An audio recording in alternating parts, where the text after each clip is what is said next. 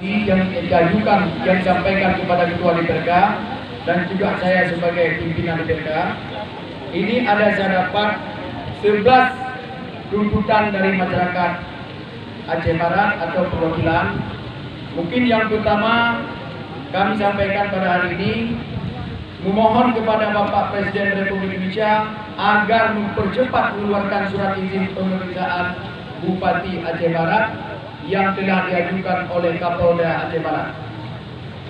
Ini perlu saya tegaskan kepada bapak-bapak dan ibu-ibu, ini jangan cepat-cepat nanti ada pihak yang lain yang menyampaikan tentang untuk mengeluarkan izin. Karena khusus untuk Aceh, kita ada undang-undang Aceh, yaitu Undang-Undang Nomor 11. Ini khusus untuk Aceh. Mungkin kalau tidak ada Undang-Undang Nomor 11, bupatinya malam itu bisa berusaha langsung dengan Kapolda Aceh Barat.